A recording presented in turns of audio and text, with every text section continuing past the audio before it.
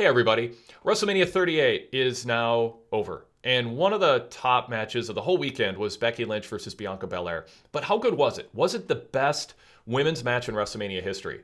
We discussed that on Saturday night in our PW Torch VIP post-event roundtable. We've been doing those since 2003 for our PW Torch VIP members. And this is the segment where Todd Martin and Nick Barbati and I discussed Becky Lynch against Bianca Belair. The strengths of it, any weaknesses, and those questions I asked. Is it the best match ever? And were they out to prove something? And was it the best match of the night?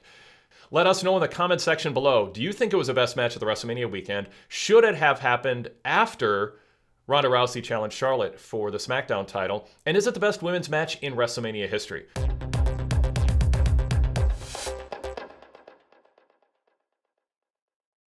On to the big three advertised matches of the night. Becky Lynch and Bianca Belair. Belair wins and captures the Raw title. Todd, talk about this first.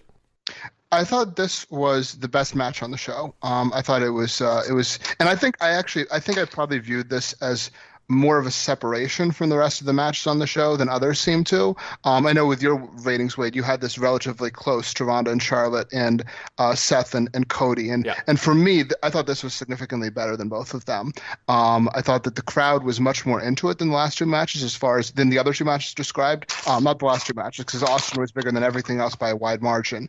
But I thought that this had, much more crowd heat than the Charlotte match or the Seth Cody match once Cody made his entrance. I thought there's a lot of great high spots. I like the marching band entrance for Bianca. Bianca had a really pretty 450 from the second rope. A lot of cool reversals back and forth, and right finish with Bianca winning with the KOD. So I thought this worked very well. Nick, what'd you think? Yeah, I thought undoubtedly this was the peak of the show, and nothing else really coming remotely close to it for me in terms of overall quality. And, obviously this doesn't have the nostalgia that the Steve Austin segment would. So this felt like the real best match on the show and the highest quality, I think, output that was on the entire show, all things considered. I think the entrances played a big part of it. I thought that both of the women looked like complete stars out there, and not in the, it's similar to the tone that Sasha struck last year in her main event match. There's a difference between looking like you're in costume as a superhero and actually just having this incredible entrance. And I thought they both, struck the absolute right tone with both of their presentations. There was like that little hiccup moment at I think the first quarter of the match where you're like, oh, that kind of stinks. And then by the end, it's like, it didn't even matter. And it ended up working in everyone's favor. I think that how the match actually worked out. This was also the point in the show where, did you guys see that Bobby G sign that was in every Impact face-off shot that was in the crowd that just would not go away? I didn't understand how the production didn't go in the crowd and rip that up the first time it was up there, but it was up there in every single match and just drove me crazy the entire time. But no, I thought that this, I thought both of the women wrestled like they were hungry and wanted to understand why they weren't the main event. And honestly, for me, this would not be a match I would have even had in my top three listed as possibilities for the main event of this night. And yet I thought it absolutely, by the end, and even the crowd heat from the very, very beginning moments, felt like, oh, shoot, maybe this is the one that they should have gone with. I thought it was honestly the match to go back and rewatch for years and years to come. I actually thought it was probably the best women's match ever on a WrestleMania. And that's, there's not a whole lot of great ones to pull from, but I really thought this was it. Nick, what did you learn about Belair in this match as a performer and as a wrestler? With that level of praise, was this, and then what you said about what you thought about the match going in, does this move her into a different category for you?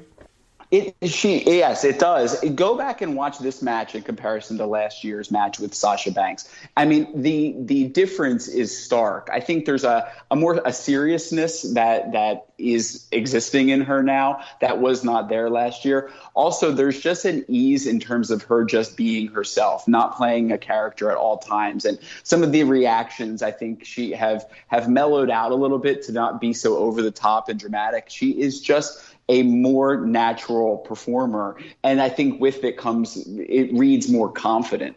And I think that just works. And I think it's probably paying off Becky and probably having the confidence of having someone like Becky say, I being so committed to making this work everything about this, I think, was incredible. And, much was made about, should Becky have been the one to go up against Ronda Rousey? But if I'm Becky, I'm very happy with how this turned out, because I think she got an incredible match out of with Bianca Belair.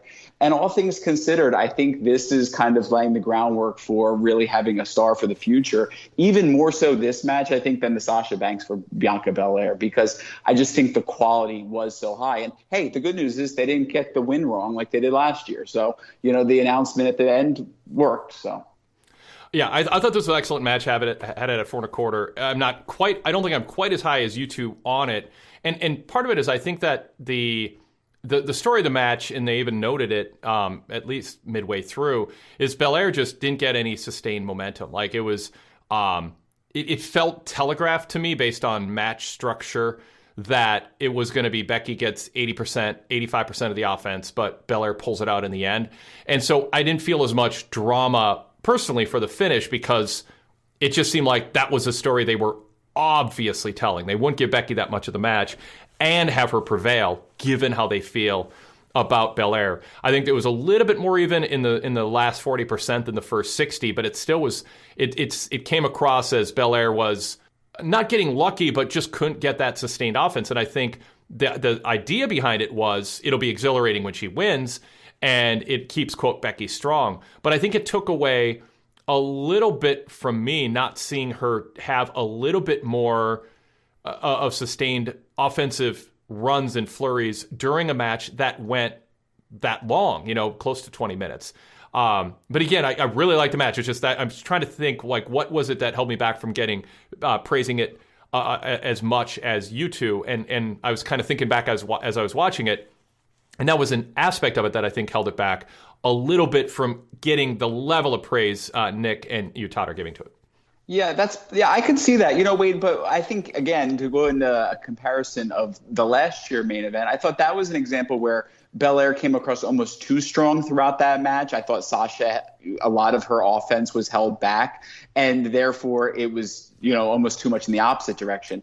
I thought the story of this worked. I think inherently, yes, it seemed obvious that Bianca Belair was going to walk away with the championship. But the truth of the matter was there was also the looming, seemingly obvious pick of Ronda Rousey walking away with the championship, which then made this kind of a little bit in question for me. And I felt like the drama of the crowd really was with this match the entire time in a way that they weren't really with, a lot of, you don't see in general matches having a crowd with them from the start all the way through to the end. And it felt like they were with them for the right reasons, not just because they were willing for it to be better than it was. I think that the reactions matched everything that was happening in the ring, and I think they earned it. I actually, Wade, I think if you go back and rewatch it, you maybe we'll have a different perspective. I think Belair has shown, because again, I thought this was excellent, best match of the night, 4 stars plus. I think Belair has just been so consistently looking like she belongs in this spotlight, both in terms of how she carries herself. For the ring entrance, she came out and just looked like she was ready to be a star on this big setting. And she's lived up to things that way. There's been ups and downs with her promos along the way, but in terms of a big match against an established top name, she's delivered. And if we go back to where she was at the very beginning of the main roster run or in NXT, that just wasn't a guarantee. I get why they invested in her. I know there was a little bit of skepticism internally about whether she was going to live up to the push that she was in for. I think she has totally lived up to it, and she's had great opponents. You mentioned Sasha and Becky tonight. She's had good workers, but she doesn't. The story of the match was Becky's probably a notch better than Bianca still, but Bianca pulled it out in the end. And I think that is the right story to tell. But I don't think anybody watching this is thinking Bianca isn't a top wrestler visiting the main event like, say, Liv Morgan. Like, it's just, she so belongs in the top tier at this point, and this was another performance that cemented that. Thanks for listening. If you enjoyed this conversation, hit the like button, and while you're at it, subscribe. And you can also click the bell and be alerted to future videos that go up here at the PW Torch YouTube channel. And of course, if you want to get all of our podcasts, search Wade Keller and PW Torch in your podcast app to subscribe to our free podcasts. And if you're interested in our post-pay-per-view roundtables that we do for our VIP members, check out details on VIP membership at pwtorch.com/VIP. pwtorch.com/govip. That's pwtorch.com/govip.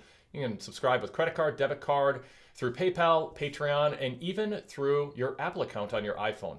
Full details at pwtorch.com/govip.